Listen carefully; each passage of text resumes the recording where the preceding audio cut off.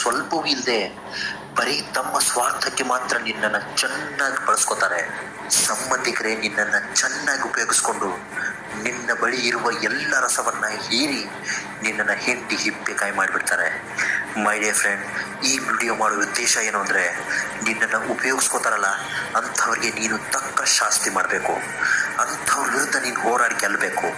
ನೇರವಾಗಿ ಇದ್ದದನ್ನು ಇದ್ದಂಗೆ ಹೇಳಿ ನೋಡು. ನಿನ್ನ ಜೊತೆ ಯಾರೂ ಇರಲ್ಲ. ಅದೇ ಸುಳ್ಳು ಹೇಳ್ತಾ ಇಲ್ಲದದ್ದನ್ನು ಕಲ್ಪಿಸಿಕೊಂಡು ಹೇಳಿ ನೋಡು. ನಿನ್ನ ಸುತ್ತಮುತ್ತ ದೊಡ್ಡ ಗುಂಪೆ ಇರುತ್ತೆ. ಒಳ್ಳೆ ಮಾತುಗಳನ್ನಾಡು, ನಾಟಕ ಆಡ್ತಾ ಇದ್ದಾನೆ ಅಂತಾರೆ. ಕೆಟ್ಟ ಮಾತುಗಳನ್ನಾಡು, ದುಷ್ಟ ಅಂತಾರೆ. ಉಪದೇಶ ಮಾಡು, ಬರೀ ಸುಳ್ಳು ಅಂತಾರೆ. ಸುಮ್ಮನಿದ್ದು ಬಿಡು, ಸ್ವಾರ್ಥಿ ಅಂತಾರೆ. ಒಟ್ಟಿನ ನೀನು ಹೇಗೆ ಇದ್ಬಿಡು, ಮಾತಾಡೋದು ಮಾತಾಡ್ತಾನೆ ಇರ್ತಾರೆ.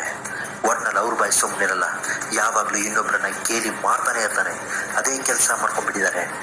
ಅದೇ ಕೆಲಸ ಅಂದಮೇಲೆ ಅವ್ರಿಗೆ ಯಾರು ಏನು ಹೇಳೋಕ್ಕಾಗತ್ತೆ ಹೇಳೋ? ಗೇಲಿ ಮಾಡೋರಿಗೆ ಗೇಲಿ ಮಾಡೋನು ಅಂತ ಕರೀತಾರೆ. ಅದೇ ಅವರ ಮುಖಕ್ಕೆ ಹೊಡೆದಂಗೆ ಮಾಡಿ ತೋರಿಸಿದ್ರೆ ಸಾಧಕ, ಇವನು ನಮ್ಮವನು, ಇವನು ನಮ್ಮಣ್ಣ, ಇವನು ನಮ್ಮ ಚಿಕ್ಕಪ್ಪ, ಇವನು ನಮ್ಮ ದೊಡ್ಡಪ್ಪ, ಇವನು ನಮ್ಮ ಅಂಕಲ್, ಇವರು ನಮ್ಮ ಸರ್ ಅಂತೆಲ್ಲ ರೆಸ್ಪೆಕ್ಟ್ ಕೊಡೋದಕ್ಕೆ ಶುರು ಮಾಡ್ತಾರೆ.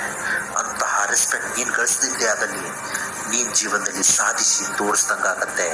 ಇತಿಹಾಸದಲ್ಲಿ ನಿನ್ನ ಹೆಸರು ಅಚ್ಚಳಿಯದಂಗೆ ಉಳಿಯುತ್ತೆ. ಕಾಲ ಯಾವಾಗಲೂ ಒಂದೇ ಥರ ಇರಲ್ಲ. ನಿನ್ನನ್ನು ಅಳಿಸಿದವನು ಅಳುವ ಸಮಯ ಬಂದೇ ಬರುತ್ತೆ. ಕಾಯುವ ತಾಳ್ಮೆ ನಿನ್ನಲ್ಲಿರ್ಬೇಕಷ್ಟೇ. ಅವರ ಸ್ವಾರ್ಥಕ್ಕೆ ನಿನ್ನನ್ನು ಚೆನ್ನಾಗಿ ಬಳಸ್ಕೊತಾ ಇದ್ದಾರಲ್ಲ ಅಂಥವ್ರಿಗೆ ನೀನು ಉತ್ತರ ಕೊಡುವಂತಹ ಸಮಯ ಬಂದಾಯಿತು. ನಿನ್ನಲ್ಲಿ ಗಾಳಿಯಂತಹ ಕೋಪ ಇರಬೇಕು, ಬೆಟ್ಟದಂತಹ ತಾಳ್ಮೆ ಇರಬೇಕು. ನಿನ್ನ ತಲೆ ಮೇಲೆ ಜವಾಬ್ದಾರಿ ಅನ್ನೋದಿದ್ರೆ ಹೃದಯಕ್ಕೆ ಆಗುವ ನೋವುಗಳೆಲ್ಲ ಲೆಕ್ಕಕ್ಕೆ ಬರಲ್ಲ. ಕಷ್ಟಪಡೋರಿಗೆ ನಗು ಬರಲ್ಲ, ನಗುವವರಿಗೆ ಕಷ್ಟನೇ ಗೊತ್ತಿರಲ್ಲ. ಆದರೆ ಕಷ್ಟದಲ್ಲೂ ನಗುವವರಿಗೆ ಎಂದಿಗೂ ಜೀವನದಲ್ಲಿ ಸೋಲೇ ಬರಲ್ಲ. ಚುಚ್ಚೋ ಮುಳಿಗೆ ಚಪ್ಪಲಿ ಹಾಕಿಬಿಡು. ಚುಚ್ಚಿ ಮಾತನಾಡೋ ಜನಗಳನ್ನ ಚಪ್ಪಲಿ ಬಿಡೋ ಜಾಗದಲ್ಲಿ ಇಟ್ಟುಬಿಡು. ಇಂತಹ ತೊಂದರೆಗಳು ಹೇಗೆ ಗೊತ್ತಾ? ಹೆದರಿದರೆ ದುಪ್ಪಟ್ಟಾಗತ್ತೆ, ಹೆದರಿಸಿದರೆ ಮಾಯವಾಗತ್ತೆ. ಯಾವಾಗಲೂ ಧೈರ್ಯದಿಂದಿರು. ಇತಿಹಾಸ ತೆಗೆದು ನೋಡು ಗೆಳೆಯ, ಇಲ್ಲಿ ಯಾರು ಹಸಿವಿನಿಂದ ಸಾಧಿಸಿದವರಿಲ್ಲ. ಬದಲಾಗಿ ಅವಮಾನದಿಂದ ಸಾಧಿಸಿ ಬೆಳೆದವರೇ ಹೆಚ್ಚು.